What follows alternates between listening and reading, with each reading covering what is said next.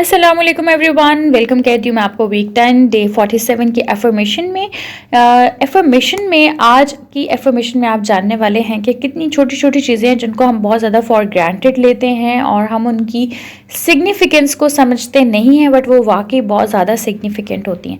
आज की affirmation directly related है इसी चीज़ से, और एफर्मेशन क्या है? I am alive and I am capable of anything. I am alive and I am capable of anything.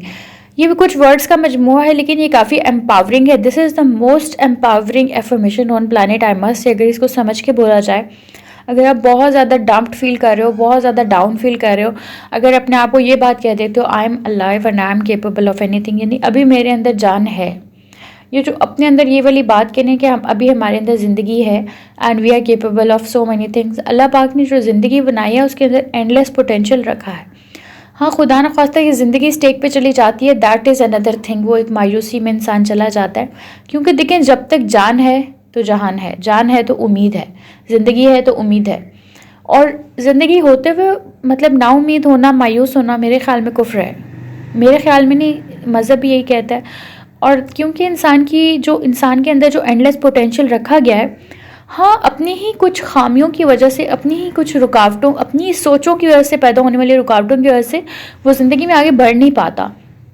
उन रुकावटों को, उन ऑब्स्टिकल्स को ख़त्म करने के लिए FA ने आपके लिए स्पेसिफ़िकली कुछ एफर्मेशंस डिज़ाइन किए हैं, जो आपकी कम्युनिकेशन के हवाले से, आपकी इंग्लिश स्पीकिंग के हवाले से पर्टिकुलरली हैं, लेकिन जो आपके अंदर के खौफ हैं, आपके फियर्स हैं, आपके जो नेगेटिव थॉट्स हैं, उनको एनकाउंटर करने के लिए उनके एंटीडोट के तौर पर कुछ एफर्मेशंस आपके लिए डिज़ाइन की गई हैं, एक बहुत ज़्यादा पर्टिकुलर रिसर्च के बाद, जिसको आप जब बोलते हो तो आपकी इंग्लिश स्पीकिंग तो इम्प्रूव होती है, लेकिन उसके साथ साथ आपकी लाइफ के बहुत से डोमेन्स पे इसका एक पॉजिटिव इम्पैक्ट होता है। But more systematically it's about English language, English speaking skills. लेकिन इस चीज़ को देखें कि I am alive and I am capable of anything.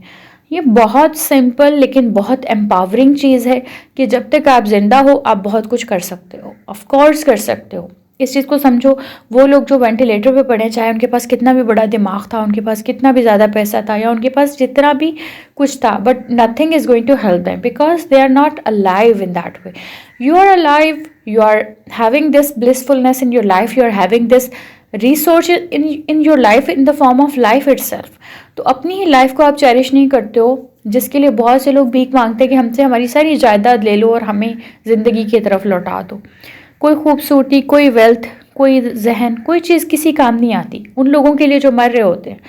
अब आप ये देखें, आप जिंदा हैं और हम सब के पास टाइम लिमिटेड है, लिमिटेड टाइम है, उसको हम इस्तेमाल नहीं करते हैं। हम इन्हीं सोचों में मतलब अपना टाइम जो है वो वेस्ट कर देते हैं कि हमसे कुछ हो नहीं पाएगा, हम हैं ही ऐसे डफर।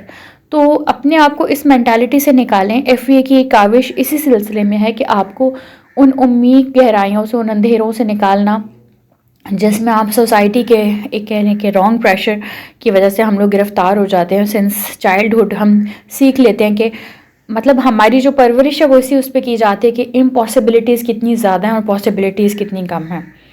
तो जिस तरह हमारा ये बिलीव बनेगा कि नहीं, पॉसिबिलिटीज़ ज़्यादा हैं, इम्पॉसिबिलिटीज़ कम हैं, ठीक है, तो इम्पॉसिबिलिटी तो कुछ नहीं होती है, बहरहाल पॉसिबिलिटीज़ ही होती हैं। और बस ये कि हमें उनको देखना नहीं आता, हमारे इर्द गिर्द मौजूद होती हैं। जैसे जैसे हम उस प्रेशर से निकलते जाते हैं, खौफ से निकलते जाते हैं, नेगेटिव थिंकिंग पैटर्न से निकलते जाते हैं, तो हमें वो पॉसिबिलिटीज़ अपने इर्द गिर्द दिखने लगती हैं।